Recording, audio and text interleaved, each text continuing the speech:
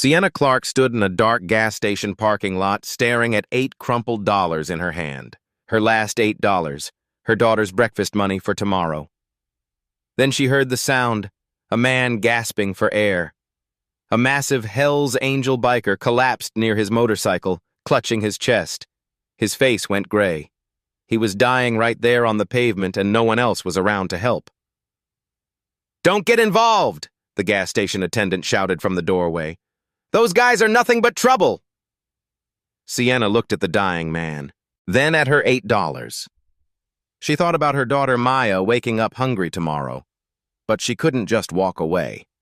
She ran inside, bought aspirin and water with her last $8, and knelt beside him. She saved his life without knowing who he was.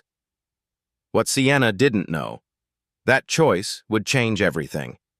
Because the next morning, 100 motorcycles rolled up to her street. Let me take you back to the morning before that gas station. Before everything changed. Sienna's alarm went off at 5 a.m., like it did every single day. She dragged herself out of bed in the tiny apartment she shared with her 6-year-old daughter, Maya. The place was small, run down, in a neighborhood that had seen better days. But it was home. She walked into the kitchen and opened the cabinet. 1 box of cereal, almost empty. Half a carton of milk in the fridge. She poured the last bit into Maya's bowl and made it stretch as far as it would go. Maya came padding out in her pajamas, rubbing her eyes. "Morning, Mommy." "Morning, baby." Sienna kissed the top of her head and set the bowl on the table. She didn't make one for herself. There wasn't enough. This was life now. Counting every dollar, stretching every meal, praying that nothing unexpected happened because there was no cushion, no safety net, nothing to fall back on. Sienna worked 2 jobs, mornings at the laundromat, folding strangers' clothes for $11 an hour.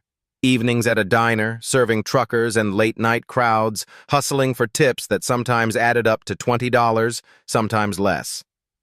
Her car had broken down 3 weeks ago. She couldn't afford to fix it. So now she walked everywhere, miles to work, miles home, in worn-out sneakers with a hole in the left sole. And the bills kept coming. Rent was due in 3 days. She was $150 short. The landlord had already threatened eviction once. Maya's asthma inhaler needed refilling, $60 she didn't have. The electricity bill had an overdue notice taped to the fridge.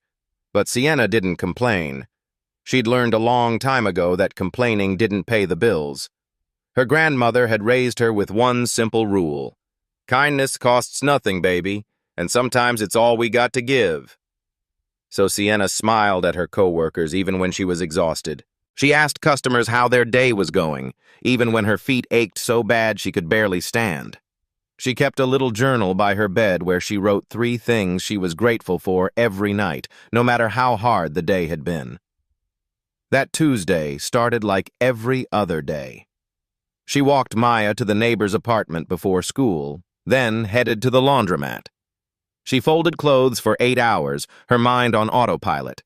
Jeans, towels, sheets, over and over. At 2 p.m., she clocked out and walked to the diner. Her shift didn't start until 3, but she liked to get there early, grab a coffee, sit in the back booth, and just breathe for a few minutes. Linda, her co-worker, a kind older woman who'd worked at the diner for 20 years, slid into the booth across from her. "You look tired, honey." "I'm always tired," Sienna said with a small smile. "You worked yourself to death for that little girl." "She's worth it." Linda patted her hand. "I know she is. But you gotta take care of yourself too, you hear me?" Sienna nodded, but they both knew she didn't have that luxury. Her evening shift was busy. Truckers, a few families, some teenagers getting late-night fries. She smiled, took orders, refilled coffee cups, and kept moving. By 10 p.m., when her shift ended, her tips added up to $23. She sat in the back room counting the cash on the table. $23 in tips. Plus the $8.47 she'd had left from yesterday. $31.47 total. She needed to keep enough for the bus to work tomorrow. 47 cents. That left her with $31. She tucked 23 away for rent. That left $8 for Maya's breakfast and maybe something small for dinner tomorrow night. $8. She folded the bills carefully and put them in her pocket. Then she started the 2-mile walk home. It was late. The streets were quiet. Sienna was exhausted, but she kept her head up and kept moving. She decided to cut through the gas station parking lot on her way. There was a restroom there, and she needed to stop. That's when everything changed. That's when she heard the man gasping for air. And in that moment, Sienna Clark had a choice to make. A choice that would cost her everything she had. A choice that would save a life. A choice that would reveal who she really was when no one was watching. She had no idea that this one decision would change her life forever. Sienna pushed open the gas station restroom door and stepped back outside into the parking lot. The fluorescent lights overhead flickered and buzzed. It was just past 11 p.m., and the place was almost empty. That's when she saw him. A man, massive, probably 6'3", with a thick gray beard and arms covered in tattoos, leaned against a chrome motorcycle under one of the lights. He wore a black leather vest with patches all over it. Hell's Angels. Even from a distance, Sienna could see the skull logo. She'd heard stories about guys like him. Everyone had. Dangerous.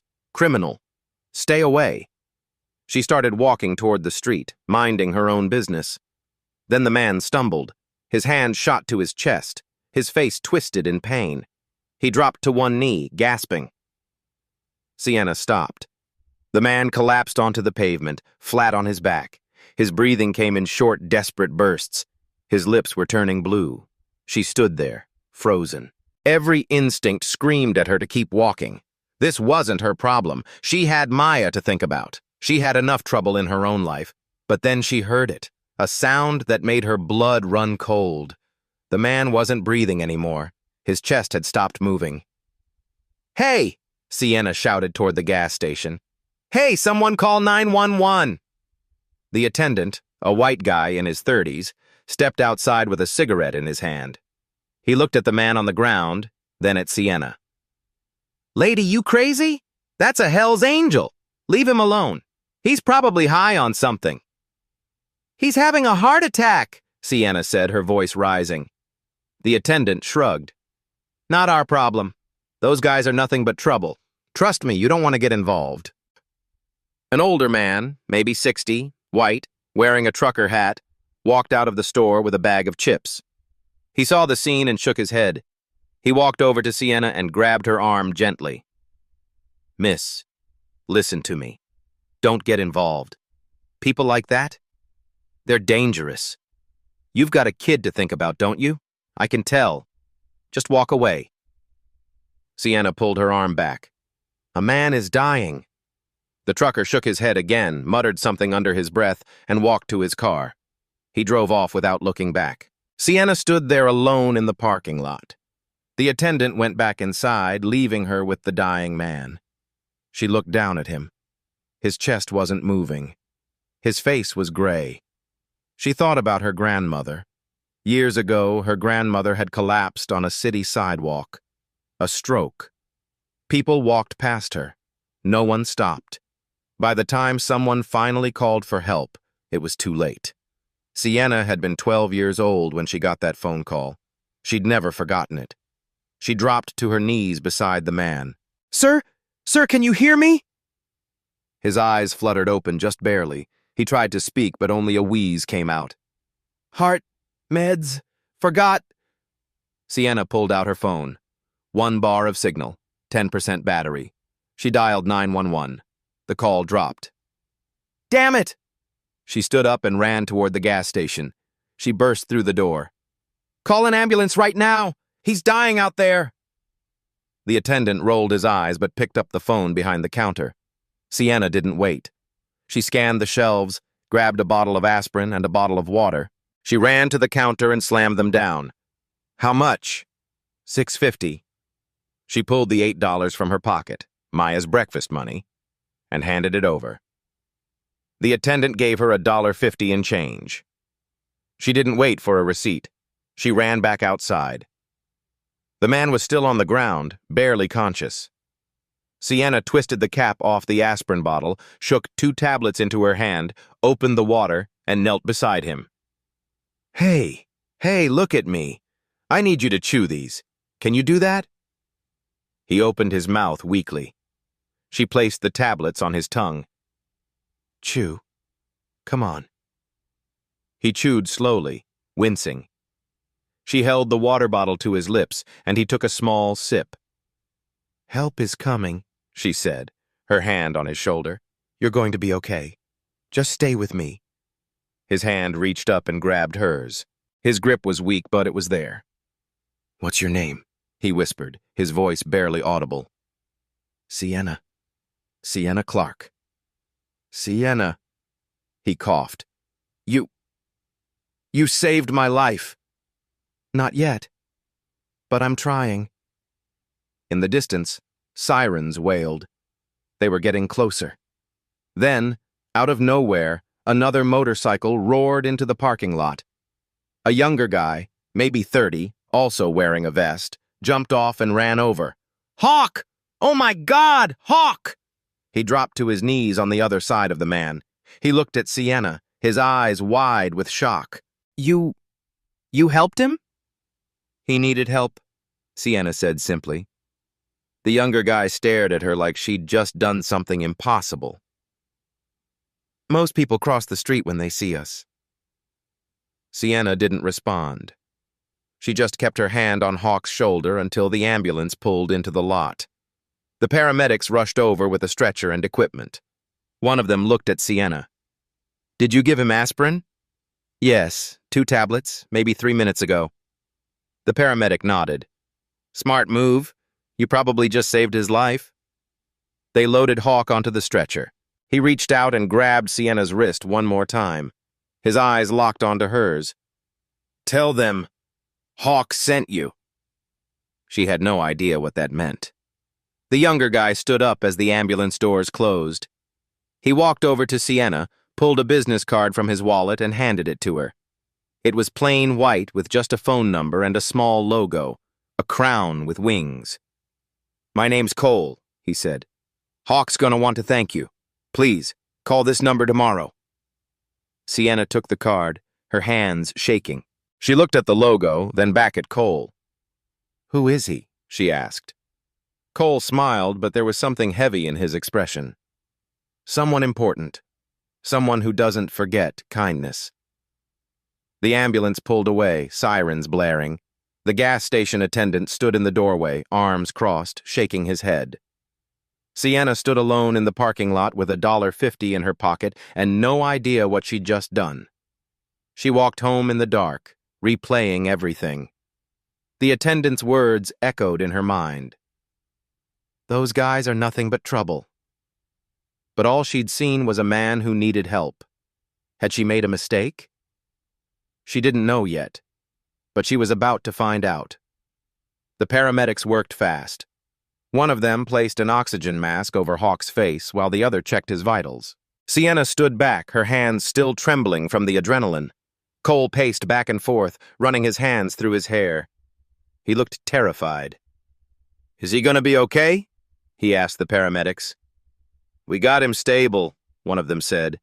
But if this lady hadn't given him aspirin when she did, we'd be having a very different conversation right now. Cole turned to Sienna. His eyes were red. You don't understand. Hawk, he's not just anybody, he's everything to us. Sienna didn't know what to say. I just did what anyone would do. No. Cole shook his head firmly. Most people would have walked away, especially from someone who looks like him. The paramedics loaded Hawk into the ambulance.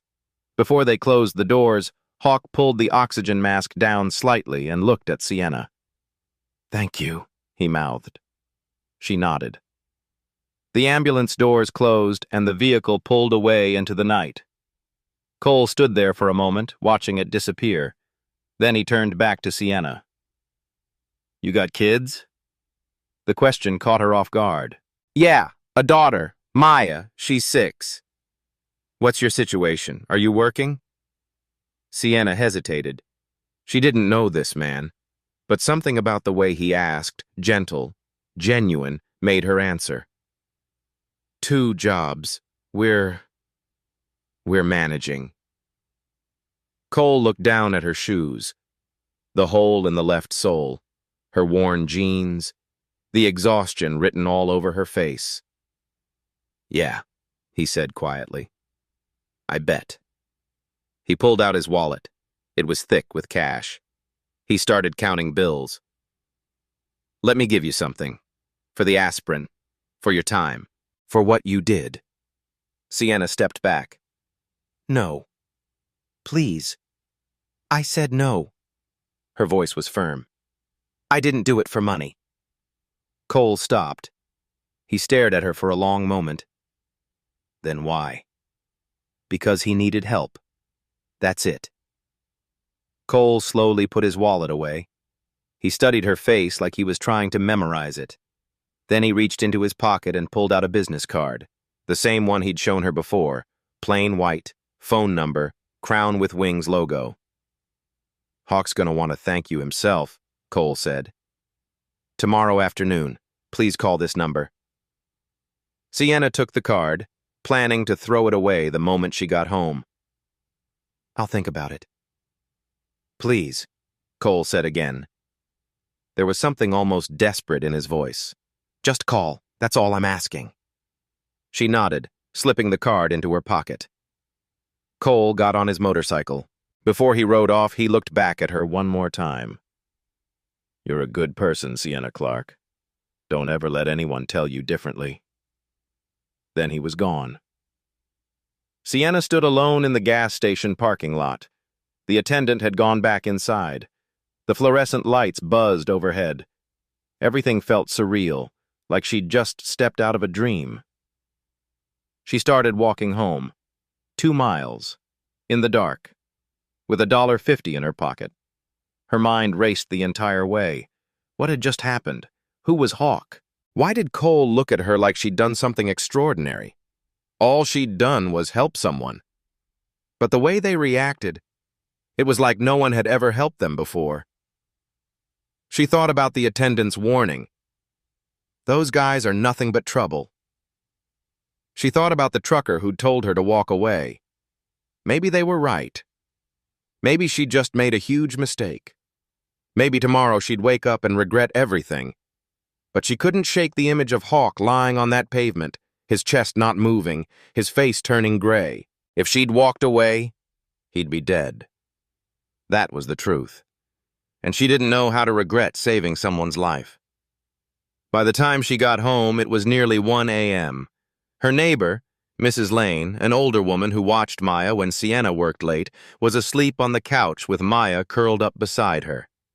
Sienna gently shook Mrs. Lane awake. I'm home. Thank you so much. Mrs. Lane nodded groggily and shuffled out. Sienna carefully lifted Maya and carried her to bed. Maya stirred slightly. Mommy? Shh.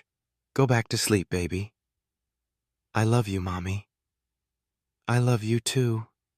Sienna tucked the blanket around her daughter and kissed her forehead. Then she walked back to the kitchen and sat down at the small table. She pulled the business card out of her pocket and stared at it. The crown with wings logo glinted under the dim overhead light. She turned it over. Nothing on the back. Just a phone number. Who were these people? She looked at the $1.50 sitting on the table.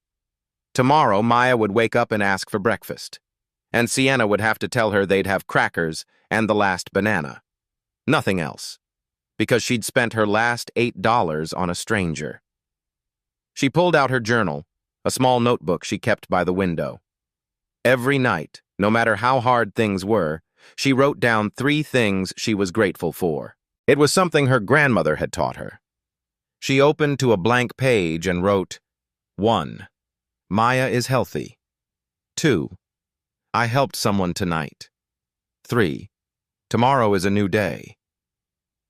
She closed the journal and looked at the business card again. She set it on the nightstand beside her bed. Then she lay down, exhausted, and closed her eyes. She had no idea what tomorrow would bring.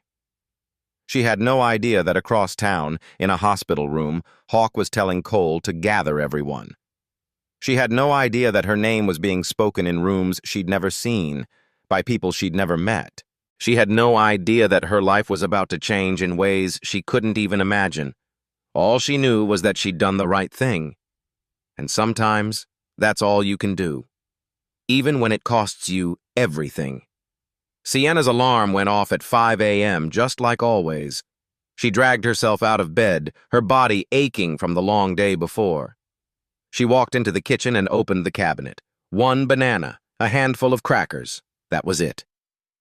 She split the banana in half, arranged the crackers on a plate, and poured a glass of water. Maya came padding out in her pajamas, rubbing her eyes.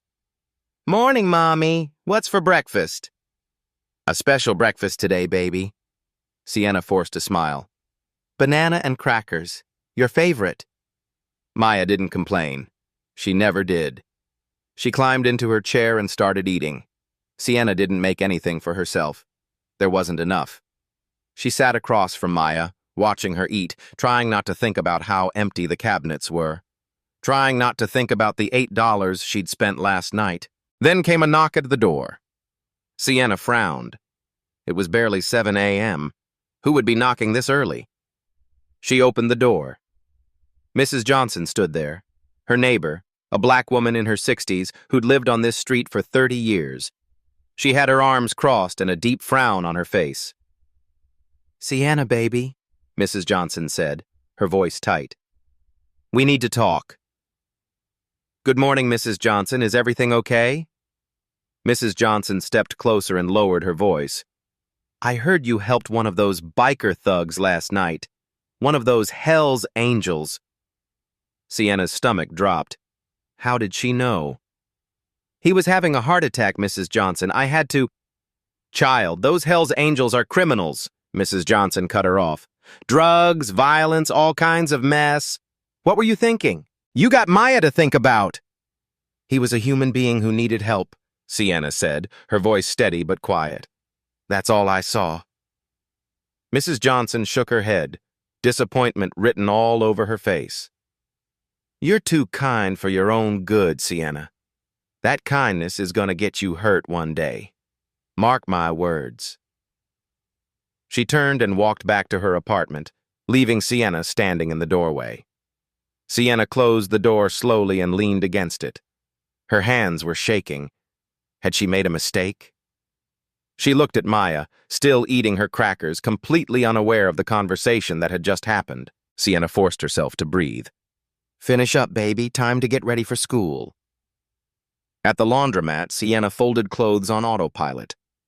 Her mind kept replaying Mrs. Johnson's words.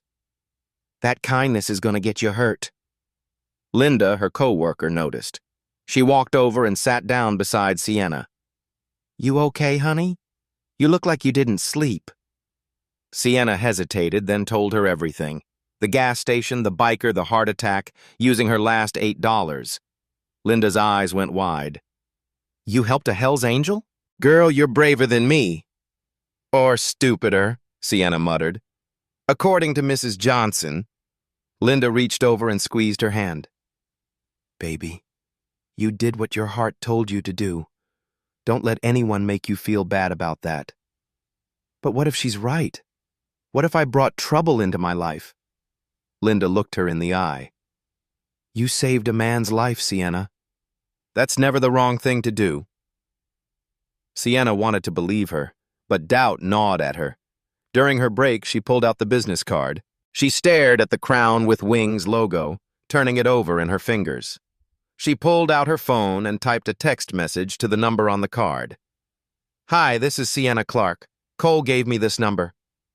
She hit send before she could change her mind. Within seconds, her phone rang. She stared at the screen. Unknown number. She let it go to voicemail. A minute later, she listened to the message. "Sienna, it's Cole. Hawk wants to meet you today. Can you come to Murphy's Diner on 5th Street at 3 p.m.? It's important, please." Sienna's heart pounded. Linda leaned over. "What did they say?" "They want to meet me, this afternoon." "Then go," Linda said. What's the worst that could happen? Free coffee? Sienna tried to smile, but her stomach was in knots. She was off work at 2 p.m. She could make it to the diner by 3. But what would people think? What would Mrs. Johnson say if she found out? What if this really was a mistake? As she left the laundromat that afternoon, she noticed something. 2 motorcycles parked across the street. 2 men in vests, watching.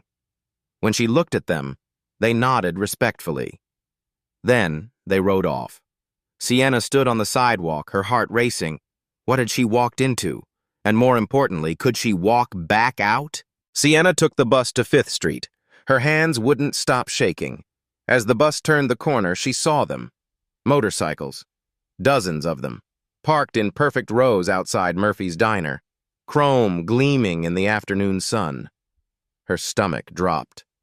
The bus stopped. Sienna almost stayed in her seat. But something made her stand up and walk toward that diner. Bikers lined the sidewalk. Big men with tattoos and gray beards. Women, too, arms crossed, standing tall. All wearing vests with patches. They weren't loud. They weren't threatening. They were waiting. As Sienna walked past, each one nodded to her. One older man tipped his cap. Sienna's heart pounded. What did that mean? She reached the door, took a breath, and walked inside. Every booth and table was filled with bikers. The diner was dead silent. Every single person turned and looked at her. Cole appeared from the back, smiling. Sienna, thank you for coming. Hawk's waiting. As they walked through the diner, something incredible happened. The bikers stood up. One by one, as she passed, they rose to their feet like a wave moving through the room. Sienna had no idea what it meant, but it felt sacred. Cole led her to a corner booth. Hawk sat there, looking better than last night. When he saw her, he stood slowly, wincing. Sienna Clark, please, sit. She slid into the booth. Hawk studied her. How are you feeling? I'm fine. How are you? Doctor said if you hadn't acted fast, I'd be dead. Heart attack. I'm just glad you're okay. Hawk leaned forward. Cole told me everything. You wouldn't take money. You've got a daughter. 2 jobs. You used your last $8 to save my life. Sienna shifted uncomfortably. It wasn't about money.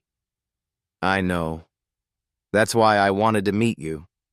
He pulled out a photograph and slid it across the table. A younger Hawk stood beside a woman. Between them was a little girl, maybe 7, with bright eyes and a huge smile. That's my daughter, Hawk said quietly. Her name was Lily. Was? Leukemia. She was 7. We couldn't afford treatments fast enough. By the time we got the money, it was too late. Sienna's throat tightened. I'm so sorry. Hawk's jaw tightened. After she died, I made a promise. Anyone who shows real kindness, especially when they've got nothing, I help them. It's what Lily would have wanted. Sienna didn't know what to say.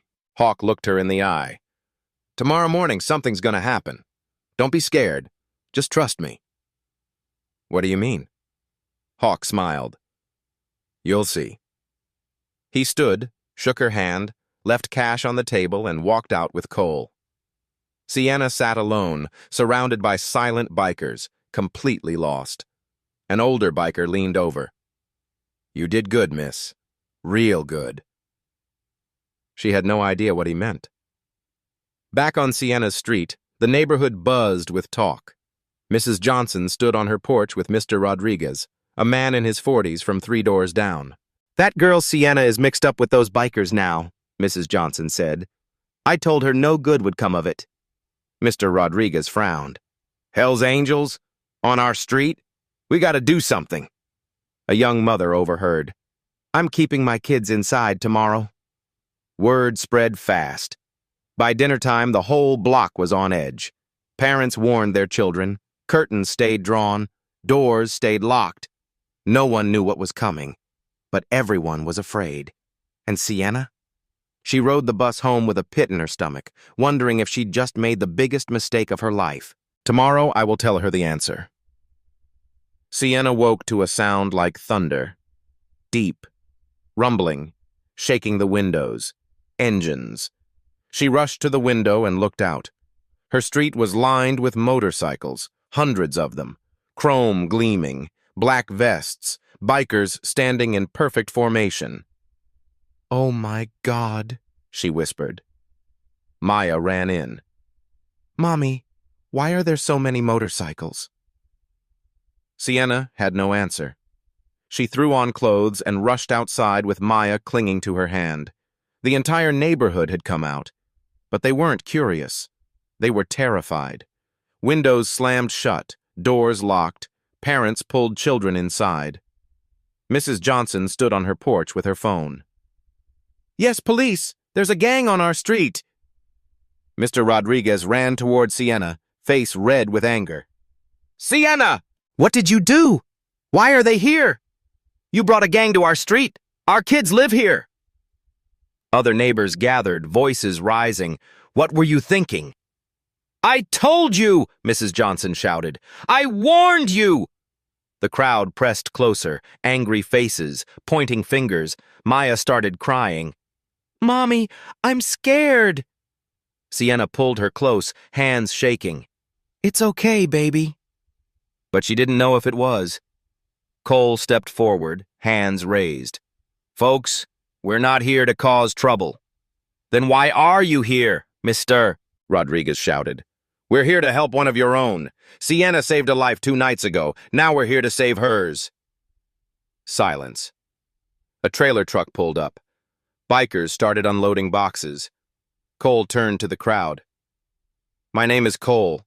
I'm a volunteer with Lily's Legacy, a non-profit that helps struggling families." "Non-profit?" someone muttered, skeptical. "Hawk, the man Sienna saved, is our founder. He started Lily's Legacy after his daughter died of leukemia. We've helped over 3,000 families in 20 years. We raise money, build homes, and pay medical bills."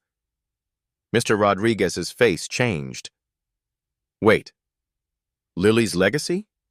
You helped my cousin in Detroit.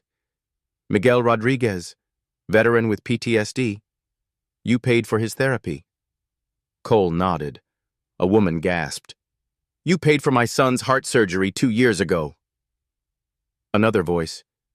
"You saved my grandmother's house from foreclosure." The atmosphere shifted. Fear turned to understanding. Mrs. Johnson's hand covered her mouth. "Lord, we judged you all wrong." Hawk stepped out of the truck, moving slowly. The crowd parted as he walked toward Sienna. He turned to face the neighbors. "I get it," Hawk said. "You saw the jackets, the bikes, the tattoos. You got scared. That's human." He pointed to Sienna. "But this woman didn't see any of that. She saw a man dying and used her last $8, her daughter's breakfast money, to save my life." Complete silence. "She didn't know who I was. I didn't care. She just saw a human being who needed help. That's the world I'm trying to build, where people see people, not stereotypes." Mr. Williams, an elderly black man who'd lived here 40 years, stepped forward with wet eyes. "I judged you by your jacket, not your heart. I was wrong. I'm sorry." He extended his hand. Hawk shook it. "We all make mistakes, sir." One by one, neighbors approached, apologizing. "Thanks," shaking hands. Mr. Rodriguez walked to Sienna. "I'm sorry I yelled. You were braver than all of us." Sienna couldn't speak. Hawk turned to her. "You gave me a second chance. Let me give you one." He handed her an envelope. Inside, a check for $25,000. Sienna stared, unable to process it. "For rent, medical bills, whatever you need," Hawk said. There was more. A letter on official letterhead. "Lily's Legacy offers you community outreach coordinator, salary $52,000 year, full benefits, health insurance. Start in 2 weeks." Sienna's knees buckled. She dropped to the ground, sobbing. Maya knelt beside her.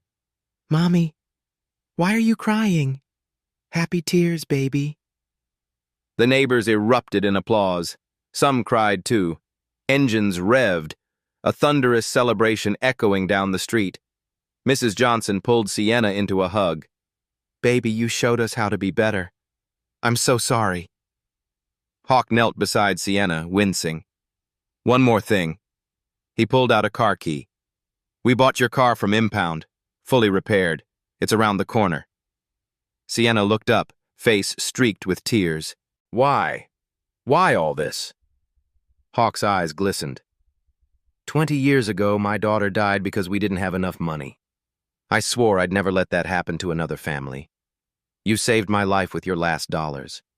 Didn't hesitate. Didn't ask for anything. That's who the world needs. That's who I need. I'm nobody special. You're wrong. You're exactly who we've been looking for. Cole stepped forward. There's more. Come. He led her to the trailer. Inside, furniture, a bed for Maya, groceries, toys, school supplies, clothes. Sienna laughed through tears, disbelief and joy mixing. This is too much. It's not enough, Hawk said, but it's a start. Bikers began unloading. The neighbors, terrified an hour ago, stepped forward to help. Mr. Rodriguez grabbed a box. Where do you want this? Mrs. Johnson directed traffic. Careful with that bed. The young mother who'd locked her kids inside now had them helping carry toys. The entire street came together. Fear and prejudice transformed into community and love. Hawk stood beside Sienna. Tomorrow we start planning the community center, right here. Community center? Clark House, named after you. Sienna shook her head, crying. You can't. I can, and I am. Maya tugged her hand. Mommy, they brought me a bike. Sienna looked at her daughter's face. Pure joy, no fear. And something inside her broke open. For the first time in years, she felt real hope. Thank you, she whispered to Hawk. You already thanked me, Hawk said. You saw me. Not the vest, not the tattoos. Just me. That's all I needed. By noon, Sienna's apartment looked like a completely different place. The old, sagging couch was gone, replaced by a sturdy new one with soft cushions. The wobbly kitchen table? Now a solid wooden dining set with 4 matching chairs. Maya's mattress on the floor? A real bed with a frame, fresh sheets, and pillows. Bikers moved furniture in while neighbors helped unpack boxes. Mr. Rodriguez assembled Maya's new bed. Mrs. Johnson organized the kitchen cabinets with new plates and glasses. Maya ran from room to room, eyes wide with wonder. Mommy, look! I have a real desk, and books, and toys! Sienna stood in the middle of it all, overwhelmed. Hawk sat down on the new couch and patted the spot beside him. Sit. Let's talk. Sienna sat, still in shock. I want to explain the job, Hawk said. What we'd need from you. I'll do anything, Sienna said. I just want to help. Hawk smiled. We get hundreds of requests every month. Single moms, veterans, families who can't afford medical care. I need someone who understands struggle, who can look someone in the eye and see their heart. That's me. I know. That's why you're hired. He pulled out a folder with blueprints inside. But there's more. I want to open a community center, right here in this neighborhood. Sienna's eyes widened as she looked at the drawings. Here? Why not? This is where people need it most. Job training, food bank, after-school programs for kids like Maya. A medical clinic. That's incredible. Hawk pointed to the top of the blueprint. 2 words. Clark House. We're naming it after you. Sienna shook her head. You can't do that. I didn't do anything special. Hawk looked her in the eye. You saved my life with your last $8. That's the definition of special. Tears filled Sienna's eyes again. Your job is to find people who need help, Hawk continued. You'll visit families, review applications, connect them with resources. Everything you went through, that pain you felt trying to make ends meet, that's your superpower now, because you know exactly what they're going through. Sienna nodded, wiping her eyes. When do I start? 2 weeks. That gives you time to quit your other jobs and settle in. Hawk pulled out a benefits packet. Health insurance starts on day 1. Covers everything, including Maya's asthma medication. Completely. Sienna's breath caught. Completely? Completely. No copays. No deductibles. You'll never have to choose between her inhaler and groceries again. She broke down, sobbing. Hawk waited patiently until she could breathe again. There's one more thing, he said. He pulled out a vest. Not a Hell's Angels vest, but a volunteer vest for Lily's legacy. The crown with wings embroidered on the back. You're one of us now. Family. Sienna took the vest with shaking hands. She put it on and looked in the mirror hanging on the wall. She barely recognized herself, but in a good way. Your first job? Hawk said. Find someone in this neighborhood who needs help. Use those same instincts that saved me. Then we'll help them together. Sienna thought for only a second.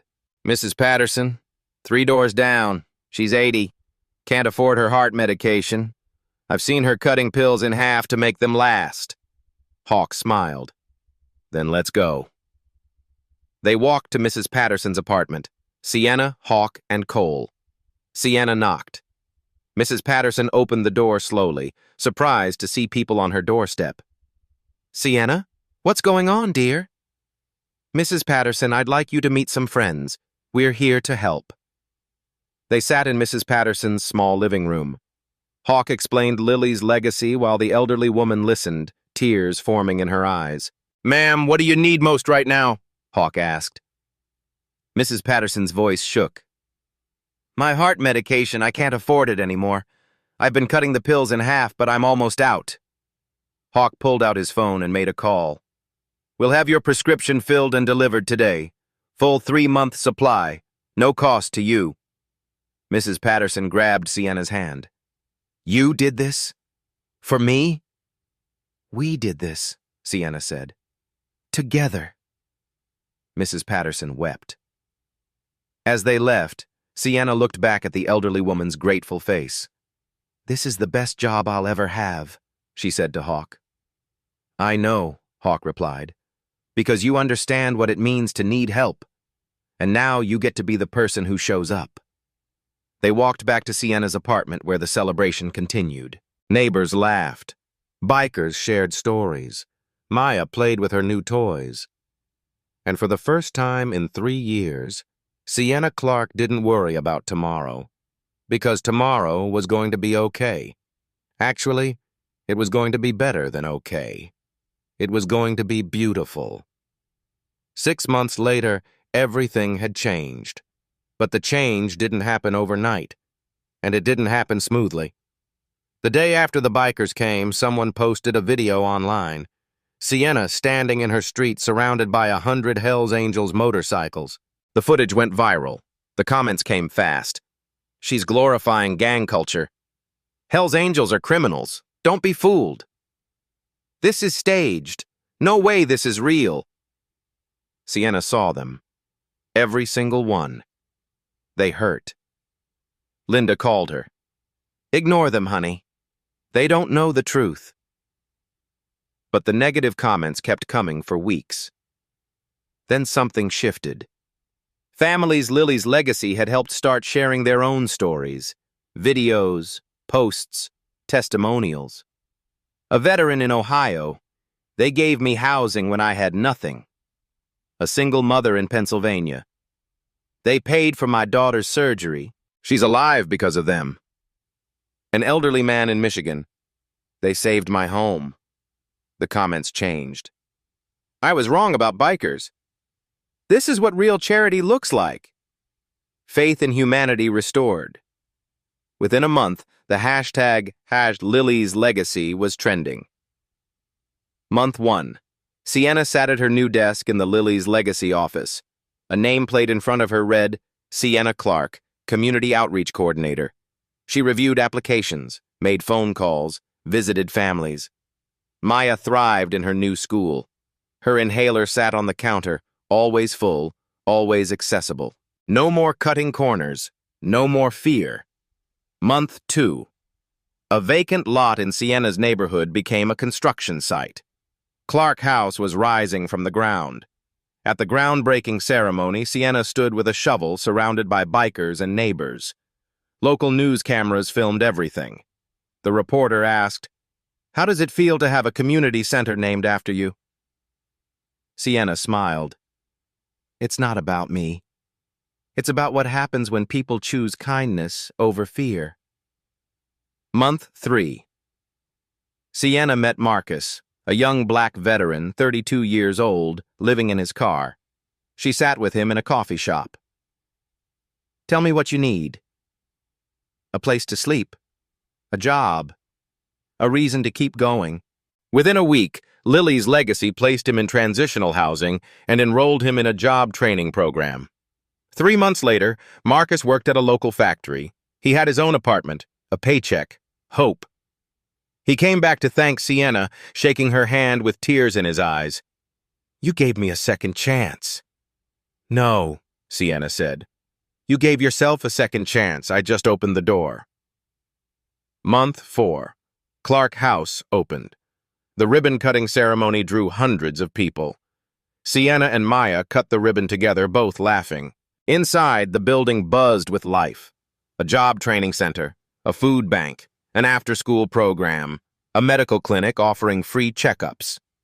On opening day, 43 people came through the doors seeking help. All 43 left with something they needed. Month 5.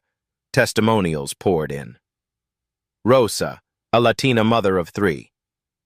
"Lily's legacy paid for my daughter's surgery. Without them, I would have lost her." Mr. Williams, the elderly man who'd apologized to Hawk on Sienna's street. "They paid my property taxes. I get to keep my home because of them." A teenage girl, 16, with dreams of college. "The after-school program helped me get a scholarship. I'm going to study medicine." Month 6. Sienna now led a team of 5 coordinators, each one a person she'd helped first, now paying it forward. Lily's legacy expanded to 3 neighboring towns. Each location is modeled after Clark House. Hawk recovered fully. He spent his days visiting the centers, meeting families, and shaking hands. He told Sienna one afternoon, "You know what Lily would say if she could see this?" "What?" She'd say, "Daddy, you did good." Documentary filmmakers came to interview Sienna. They wanted to tell her story. She sat in front of the camera and said something simple. "A year ago, I had $8 and a choice. Help a stranger or feed my daughter breakfast.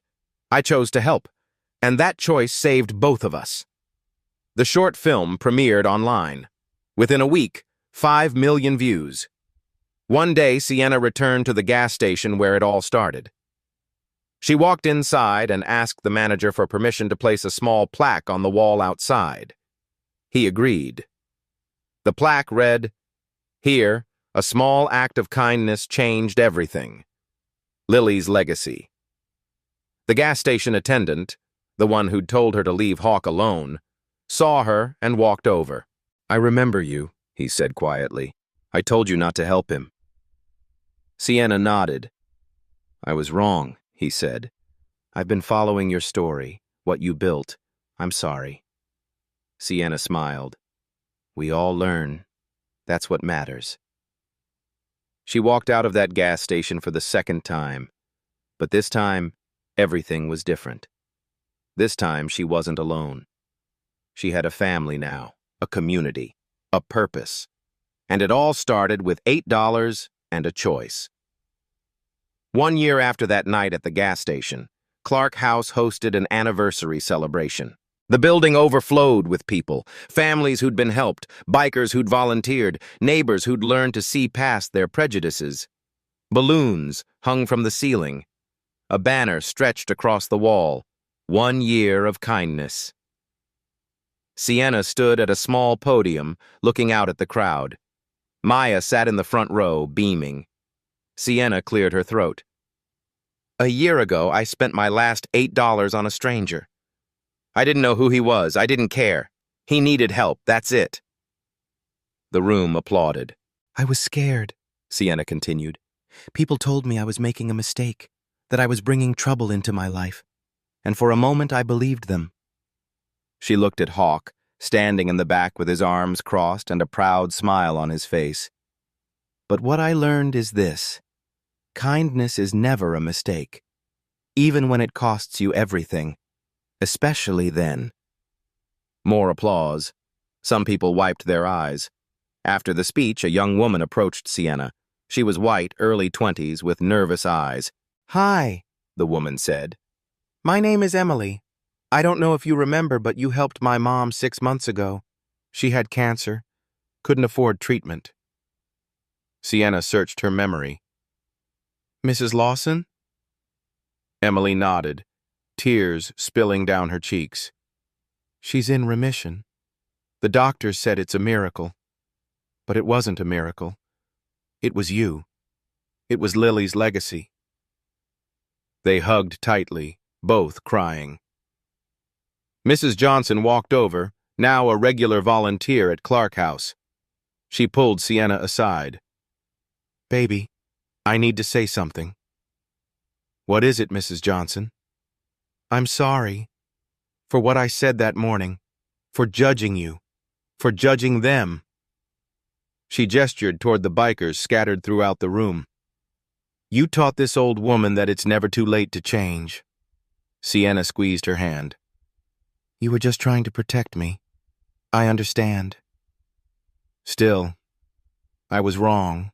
And I'm grateful you didn't listen to me. That evening, after the celebration ended, Sienna walked home. She still walked everywhere, even though her car was fixed. She liked the quiet, the time to think. As she passed a different gas station, she saw a young man sitting on the curb. Latino, maybe 22, head in his hands. Sienna stopped. Hey, you okay? The young man looked up, eyes red. My car broke down. I don't have money for a tow. I'm supposed to pick up my son from daycare in 20 minutes. Sienna opened her purse and pulled out $50. She handed it to him. What? No, I can't. Yes, you can, Sienna said.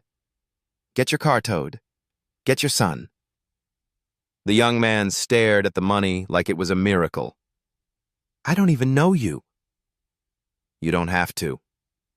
Sienna pulled out a Lily's legacy card and handed it to him.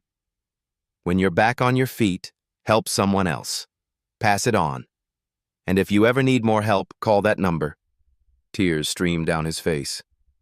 Thank you. I won't forget this. Sienna smiled. I know you won't. She walked away, her heart full. A year ago, she'd been the one with nothing, the one who needed help. Now she was the one giving it. The cycle continued. Kindness creates more kindness. And somewhere, Sienna knew, Lily was watching, smiling, proud. Sienna's story started with $8 and a choice. She could have walked away. She could have listened to the fear. But she didn't. She saw a human being who needed help, and she helped. That one choice changed everything. Here's my question for you. Who can you help today? Who needs your $8? Your time? Your kindness? And who have you judged unfairly?